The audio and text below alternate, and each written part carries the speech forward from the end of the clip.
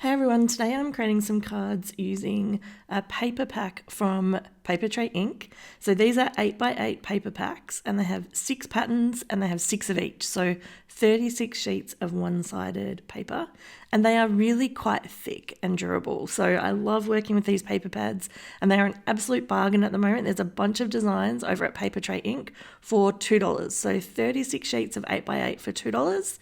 And today it took me a while to figure out which one I was going to use, but I finally decided on the nautical theme pattern paper pack. I think it's called the Men of Life collection, which is an unusual name, but either way.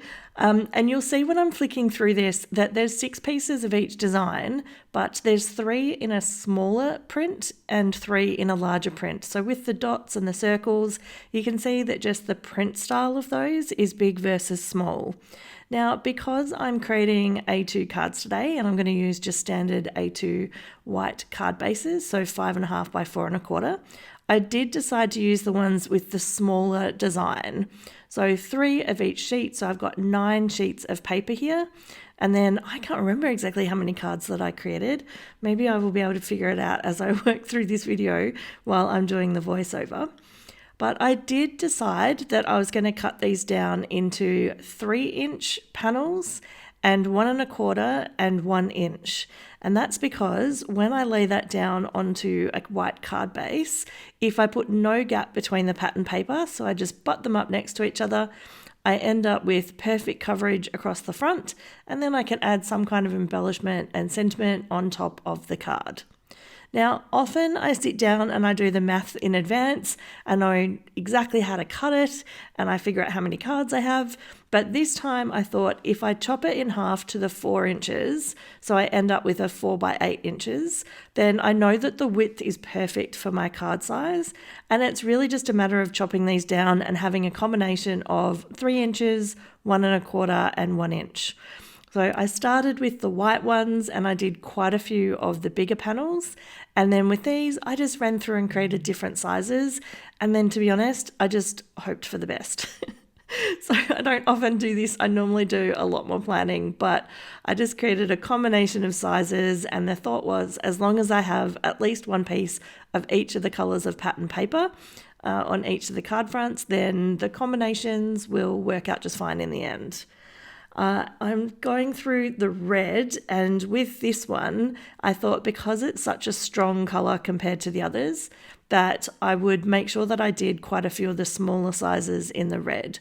So you'll see that I've created quite a few of the 1.25 inch strips. And now with the blue, I'm kind of running through and I'm doing the 1 inch and the 1.25 inch for the bottom of the cards. I did find that I wasn't as efficient as I could have been. And you'll see what I mean in a moment, where I get to a point where I have balanced out how many I have in terms of panels of each size. And I decide that I actually can't cut down any further and have all 3 colors as part of the layout. So you'll see that especially with the blue ones, I end up having leftover pattern paper. And so I just run through and I chop it into a few different sizes. And then I did create some extra cards at the end where I just put a space in between and did it with a completely different layout. And they ended up pretty cool. I was able to use some other leftovers on my desk to add the piece of interest and the sentiment. And I was happy with how they turned out. Because I had so many panels, I decided that I would just sit here watching a movie and I would use double-sided tape on the back to get all of the panels ready to go. It's a little easier than using liquid glue, although honestly with the thickness of this pattern paper, you could use liquid glue and not feel like you were going to get any wrinkles. I feel like Papertrey Ink is the thickest that I've seen before, and then Spellbinders is the thinnest pattern papers when you look and compare pattern paper packs. So with this one, double-sided tape, peeling these off, and then I start at the top and I get it nice and straight, and then I grab the other panel and then I'm just butting it up right next to it. And so with no gaps in between, I get full coverage on the front of the card base, and there is no need for me to do any further trimming or cutting down. It all works out absolutely perfectly. And I think in terms of the bulk creation of this, I made sure that I had all of the cards in all of the pattern papers all lined up ready to make a card. So if I knew which pile I was grabbing from, so with this one, it's the same as the previous. I've just got the red with the blue and then the white with the anchor design down at the bottom. So I know that if I run through and I grab one of each, even though they're facing down and I cannot see the pattern paper, as long as I grab the ones that are from the same pile, it will all work out just fine. Now, I did mention earlier that with some of the pieces, I ended up with lots of blue left, and that was because I did a lot of red and a lot of white of the bigger panels. And so with these ones, I just created some all blue card bases and then thought I will figure out later if there's something I can do. And you'll see at the end of the video that I did pick something from my stash to finish those off.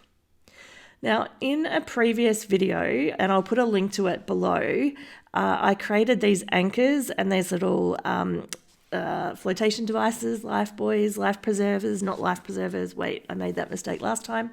A life preserver is like a life jacket. Whatever these are called, you toss it in the water if someone goes overboard. I had some of those spare and some of the anchors, and then I have loads of leftover sentiments from previous projects. So I just ran through, grabbed some happy birthdays. I had the right number to be able to make some cards that are all of the same layout. So I'm just piling them all up on top of each other in preparation for the final step, which will be just gluing everything together.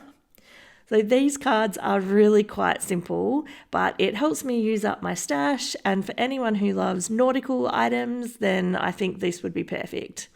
It would also actually probably be a pretty good Father's Day card. So with Father's Day tomorrow here in Australia, depends when I post this video, I might have to do it today. So it actually is tomorrow. There are, lots of sailing and beach enthusiasts in Australia, so I think that these ones will be enjoyed. Now you can see at the bottom I have a whole series of sentiments that have been chopped up from, I think it was maybe either a honeybee paper pack or maybe a paper rose.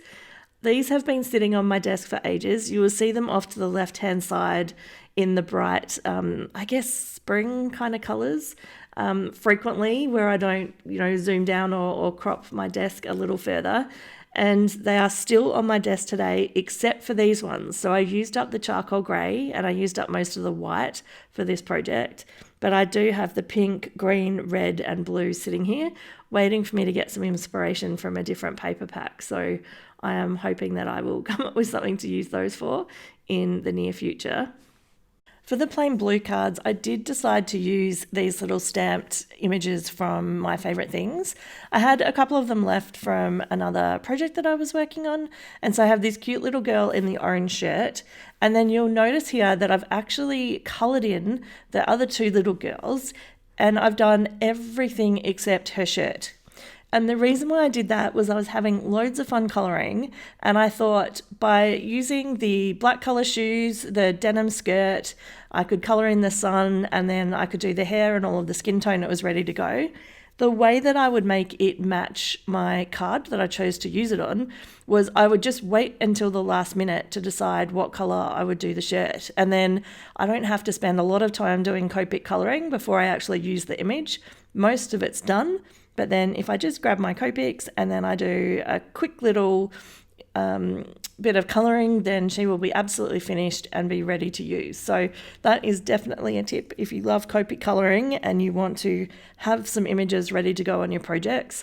Sometimes you can make them really, really neutral so that they'll work with any project and then just have this tiny little bit left to colour in. So I absolutely have fallen in love with colouring in with my Copics recently, and so you'll see quite a few videos, especially where I'm using these little girls from the MFT Pure Innocence collection.